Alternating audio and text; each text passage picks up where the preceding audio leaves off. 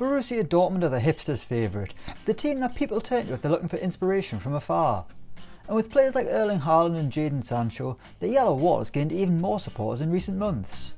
But where will they be in 2025? We use our Football Manager 2020 simulation to find out. Well, in the year 2025, things aren't great for Borussia Dortmund. They haven't gone on to be a true force in German football, and in fact they've gone backwards. After winning the title in 2022, Dortmund have pretty much collapsed. They were unable to defend their crown in 2023, finishing 6th, which was their lowest finish for 8 years. Since then it's been back-to-back 5th place finishes, meaning Dortmund are facing a third consecutive season without Champions League football. Lucien Favre was the man who delivered the title in 2022, but a year later he was sacked, ending his almost 5-year association with the club. He was replaced by Mikel Arteta, who lasted just a year, then the next man in charge was Gerardo. But he lasted just 213 days, and Dortmund have gone big again by appointing Julian Nagelsmann, who will hopefully be the man to restore greatness to the Yellow Giants. They ended the Bundesliga season with a 2-1 win over Hoffenheim, so let's have a look at who started and who else is in the squad. In goal was DOMINIK LIVAKOVIC. Since joining Borussia Dortmund in January 2021, DOMINIK LIVAKOVIC has been the #1 goalkeeper, a move which coincided with Roman Bürki heading to the UAE. Livakovic has picked up where Bürki left off and has really impressed him between the sticks. The Croatian constantly gets an above rating of a 7, which is really impressive, and it's just a damn shame his teammates seem to be letting him down. Right back was Noussair Mazraoui. This deal says a lot about where Dortmund are right now. Noussair Mazraoui is actually a Bayern Munich player, but they were happy to loan him out to Dortmund for the season. I mean, if they were that close, you just wouldn't dare. It would be like Xherdan Shaqiri getting sent to Man City for minutes. But regardless, Mazraoui's final Dortmund appearance didn't go too well, ending the day with a 6.5 rating in the win over Hoffenheim. Dortmund do have other options at right back though, and both seem to be a lot better than the loanee. Diogo Dalot has just arrived and enjoyed a decent first season, while Youssef Attal has been a bit of a bargain since arriving back in 2021 from Nice. Centre back was Mats Hummels. This titan of defending is still at Borussia Dortmund and is still a solid defender at the grand old age of 36. Hummels has 1 year left on his contract, and it seems as though his time might be coming to an end. In the most recent season, Hummels only made 8 Bundesliga appearances, all of which were impressive, but that shows he's no longer first choice in yellow. One man who has played a lot is Manuel Akanji, the Swiss giant who just loves to take a risk at the back. Every time I watch him I think he's going to give it away. But on FM he's been just okay, with his highest season average being just 7.06. Hummels was alongside DAN-AXEL ZAGADOU. ZAGADOU has been a much more consistent option at the heart of defence, playing the majority of games every season since the simulation began. The Frenchman has been solid as well, although his form is only just earned recall at the French senior side. If Dortmund continue to regress, maybe ZAGADOU will have to leave to find a club that matches his talents. Left back was RAPHAEL GUERREIRO. The Portuguese flyer is still with Borussia Dortmund in 2025, although he isn't scoring as many or getting as many assists since Lucien Favre left the club.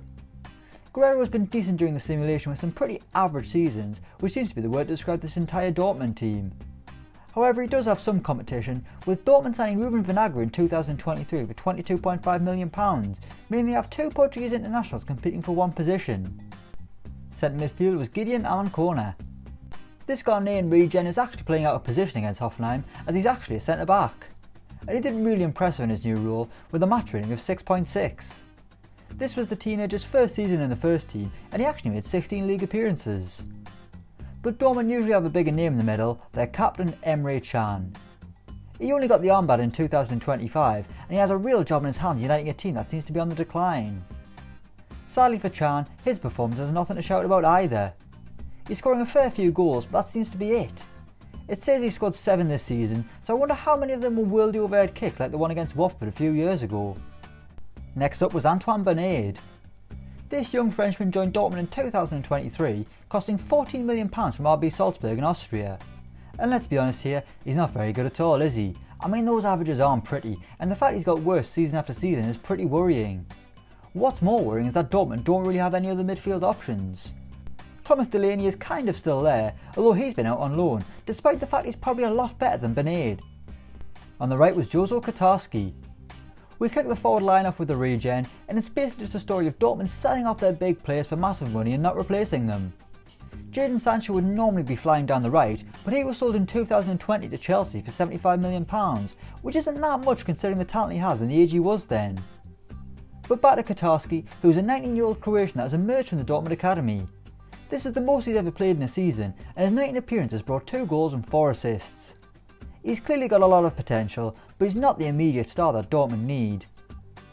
Attacking midfield was Serdar Yilmaz. Another regen playing behind the striker, Serdar Yilmaz is a Turkish international with 2 appearances for his country already. He's got a similar tally to Kotarski, scoring 2 and providing 3 assists this season. But in this position is where Giovanni Reina should be, but he was sold to Man United in 2024 for £84 million. Dortmund's team has been ripped apart, with no effort made to put it back together. On the left was Julian Brandt.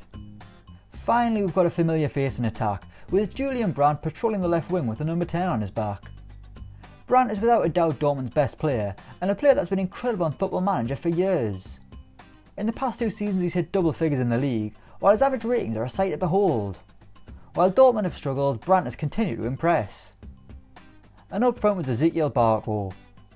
We end the video with Dortmund's most expensive signing ever, with Ezekiel Barco costing £52 million in the summer of 2024 from Frankfurt. And so far he's been worth it, with a strong debut season under his belt, suggesting that maybe there is light at the end of the tunnel for Dortmund.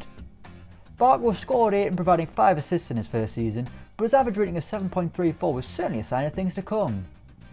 Dortmund's actual top scorer was Bradley Fink, who found the net 16 times in all competitions. So what do you do with your top scorer? You put him on the transfer list with an asking price of £2.2 million of course. So there we go, that's Borussia Dortmund in 2025 according to our Football Manager 2020 simulation. Let us know your thoughts in the comments down below. If you like the video, give it a like, share it to all your friends, and don't forget to subscribe to Elecspo so you never miss a video. But until next time, stay safe out there and we'll see you around.